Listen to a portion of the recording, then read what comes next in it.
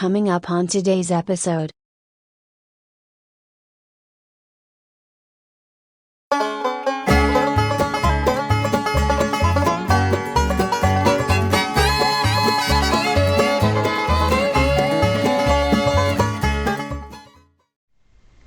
Well, good afternoon, YouTube. Here with you at the workstation in the shipping department.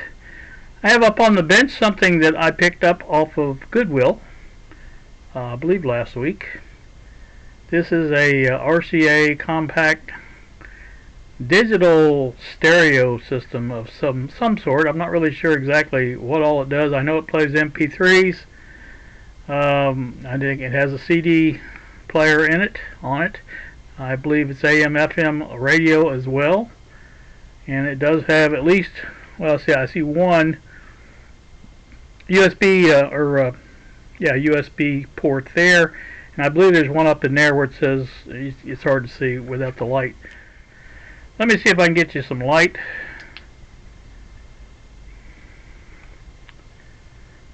Let's see, where's it best at?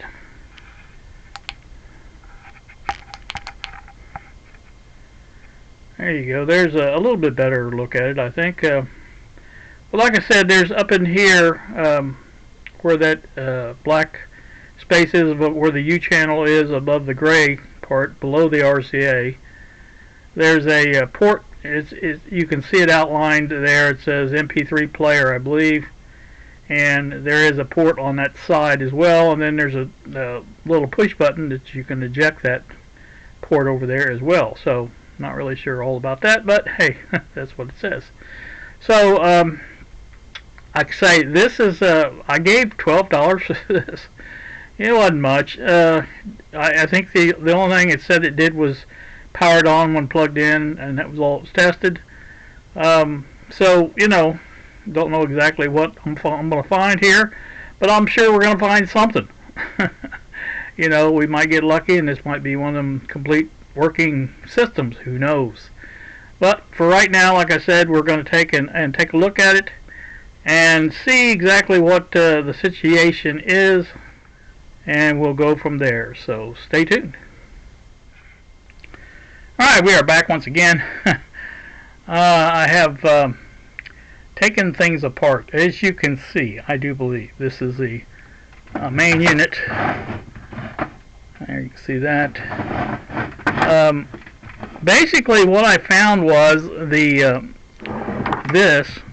power transformer was basically laying loose inside of the case, and as a result, I believe some other things had taken a beating. I think this thing's had a rough life. I told that to Bob, but you can see, I think, maybe, I don't know, let's see if I can get you a little closer here. This is where the power transformer mounted at one time, and all this has just been ripped out, basically. And as such, I can probably fix that part and get the power transformer mounted back up to where it'll have power. The rest of the boards, they seem to be in fairly decent shape, with one exception, and that is this. This is from the CD transport underneath. You can see that. That was loose also in the bottom, and as such, I don't think there's any hope for the CD transport. And we'll take a look at the bottom here, and I'll show you what I'm talking about. This is the rest of it. I've taken most of it apart. You can see it. I mean, I've got screws out of it, obviously, but I don't think there's any hope for that. If I could get it out, I might be able to look at it a little bit better and with an eye to see about repair. But as it is, I can't even get the thing out. I've got all the screws out of it. I even managed to open the.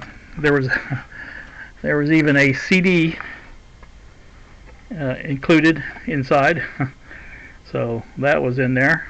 Got that out. Here's the bag of parts, basically, that I took out, and no problem putting everything back. But again, like I said, this may work on the digital part, the MP3 player. That part may function just fine, but obviously there's pretty much no hope for the CD to work again. So my thoughts are about this is just basically put the transformer back in and put all the boards back in. They were just unplugged. They're not out. You know what I mean? They weren't out at all. And make it to where it's stable as far as the mounting for the power transformer and things like that. And like I said, once we do all that, then we can basically at least have that part of it to where it works. And the CD player, I think it did play MP3 CDs, which was kind of a neat thing. But at the same time, I've gotten so far away from stuff like that that I don't really use stuff like that anymore. So it does have here's the back port. It does have an aux port on it as well. So that could be a Bluetooth hookup for that. And so yeah, that's what I'm looking at basically, is just making this into something usable. And really, the speakers seem to be good. And so like I said, that part of it may be good. I don't know. But again, like I said, that's what I'm going to try to do. So let me start on that. I think what I'm going to try to do is maybe look at some of those pieces, see if there's anything here that can be glued in enough to where it would hold the power transformer. If not, then put some kind of other type of hold down here for this. This was completely jacked up. I've got it decked down where it's supposed to be. So, it was screwed here, here, here, and here, in case you didn't see that before. But like I said, that's what we're looking at. And I've got all the screws and all the loose parts came out of it. Like I said, there's quite a bit of plastic parts that came out, and most of them were related to this area here, I do believe. So, anywho, let me look at that a little bit, and I may bring you back and show you if I can figure out some of this here. Maybe we'll put some epoxy on it and see if that's going to hold. And this is not going to get rough treatment from me, so I don't have to have that in there probably as good as it was. But at the same time, I do want it to be able to work. So, alright, I'm going to close this out and we'll come back later. Alright, we are back once again. I have this, it occurred to me, after some thought, and I was getting pretty, well, I won't say close, but I was getting everything situated, and I'm going to show you that in just a minute. But I thought it would be better, and it didn't take very long at all to hook this all up as it was, minus the CD. And basically, you can see that power is lit. Now that's obviously what they were saying when they powered it up testing. But if you press the on standby button, nothing happens. That would be a problem. The fan's working. It took a while to spin up, but it did spin up and it's working. So it's getting power to it. Let's take a look at the side of this, and I'll show you what I got going here. So you can basically see what I did to get it this far. And you can see everything is basically hooked up. Power transformer is just sitting there. That's where it goes, and it has a pretty good lie there. In other words, it fit there with all the stuff that was on it. There were some broken pieces left on here, and they fit right down into there, and so I figured that's where they went, and sure enough, that's where they went. So basically, it's just sitting there. It is hooked up, obviously. It is getting power. But I don't seem to have anything going, except for the fan, like I said. And that just basically heats the, or not heats, cools the, I believe the output transistor, I think is what that is.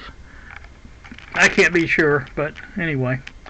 So there you go. That's what I've done so far, and I know that's not much, but it's further than we were before. So there's that. Probably the next step I want to see. I've got a couple of burnt diodes on the board, and they're not the power type diodes. They're signal diodes.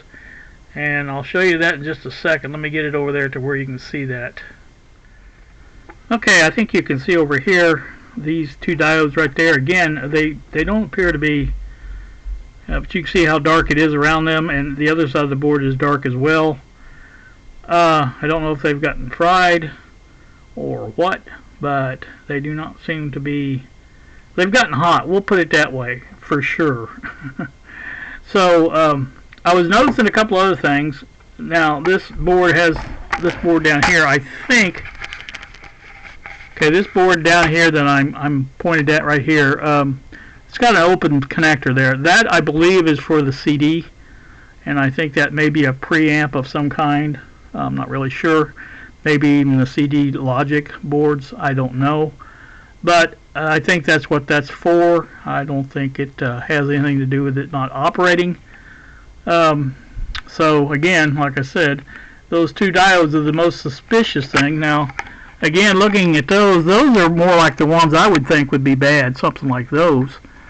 You know, if it took a hit or something, you know, where it, you know, it couldn't rectify the AC coming in. But again, the power for the heatsink there is working, and so again, I did notice when I turned it off or unplugged it, I should say, I heard sound from both speakers. As far as you could tell, they were hooked up to something, and you know how that is when you hear when speakers, you unhook them or whatever, you know, they tend to make a little noise. Wasn't a big noise, but you know, it was a noise enough to know that they were at least getting some kind of power. So that's that. Not really sure where to go from here. I don't have any kind of schematic at all for this. It's just kind of, we're kind of flying blind on this. I think it's probably something fairly simple, though, because with this power transformer being loose like it was, if they powered it up and it was touching something, very well could have blown a fuse. But I did check the fuses in this. There's one there. There's a couple somewhere else, and I did look at them, and they looked good. So, like I said, I don't really know. I'm guessing this is the radio section, because here you got, it's your FM antenna coming out of here, and that's your plug-in for your AM antenna right there. So I'm guessing this is the radio section. The rest of it, again, that's all board logic, is for the controls and things like that, I'm sure. I don't know that for a fact, but you know, I'm pretty sure. So anyway, like I said, this is other than that, I've got everything hooked up as far as it should be, you know, the way it should be, I guess. The way it was, we'll put it that way. So, you know, I don't really see anything bad other than the diodes that I pointed out, and again, you know, that's about it. So let me go in and look some more for this and see if I can find something else. I might even check those two diodes that I said is possible, you know, see what they test at, if they have a test at all. So anyway, like I said, there you go. That's the look at the RCA little mini stereo here. And again, hopefully we can get the amplifier and radio section, things like that, working, and that way it'll be at least somewhat useful. I'm not sure what I use it for, but it'll be somewhat useful. So, alright, we'll be back in a bit. Alright, for this part of the video, I thought what we would do is take a look via a picture of the foil side of the main board of the RCA. Now, I did some readings offline here and came up with some interesting stuff, I thought. These three connections here, this one, and this one, is the input from the power transformer. And this is a center tapped power transformer. And as such, this is the ground bus, I guess you would call it. You can trace it all the way out here. You can see several lines going out to this circle up here, and that is the ground for the system, I believe. On each side of that, obviously, is the power legs of the secondary, and if we measure across, the secondary completely, I came up with, I believe, let's see here, where my thing is, 46.2 volts. And measuring from one leg to the other, from the bottom, the bottom to the middle, I got 23.16, and measuring from the top to the middle, I got 23.07. So obviously those voltages are there, and that seems to be working. So what that means is we have our voltage coming into the board, and we know that. And if we go up here, let's see, I believe it was right, trying to find this, I think it was these two here. This is our fan voltage, and on that I had I forget now exactly what it was, 6.3, something like that, DC. And the fan does turn, as I mentioned before. And we saw the on standby light on the front display lighting up. And so, as that is all seems to be very well, very much present there, you know, I thought, well, I guess it's pretty much working. And so, using the board here, the ground reference here, I hooked my meter up to the ground there, and just did some various checking around here. Now, I don't know how well you can see it, but let's see, this set of pins here and this set of pins here are the output chips. That's that heatsink on the other side, and I'll show you that here in a little bit. But right now, I just wanted to tell you, I think it was on this pin here and on this pin here, I had 30 volts DC. So obviously we're getting voltage to, the voltage is being rectified properly, and it is getting to the output chips. And as I mentioned, I believe that I was getting a very faint hiss coming out of the speakers, and of course if I disconnect the powers, you got a pop out of those. So obviously I believe there's audio present at that point. And what I'm getting at here is basically I think things are working, but our display board seems to be the problem. Yeah, here's our display board. Now I also measured voltages up here. Now I don't know which pin it was, I forgot, but I've got 28 volts up here, DC. So this pin set here, at least, I don't know if that's a chip or what, or just a header or what it is, but anyway, we are getting 28 volts up here at the top. Now, a couple of things came to mind when I did that. Well, this wire here, it doesn't look to be factory, but then again, it's got a piece of, or some glue right there holding it together, so maybe it is. It just doesn't look like it is, but you know, like I say, you never can tell. Like I said, this doesn't appear to be factory, but you know, it is what it is. I'm guessing if it's not factory, somebody put that in there to hardwire the switch maybe, or something like that, because the switch itself, I believe, is right here. And I don't know exactly. It's just one of those push button switch. I guess you click this on, and it's supposed to set a relay, or not a relay, but an SCR, something of that sort that turns other things on, and that is not working. Now that may be the entire problem with this. I don't know. So you know, I think probably our best bet next to do is to get this board off and have a look at it. That's just my thought. Now the other thought I had, let's go to one more of these here.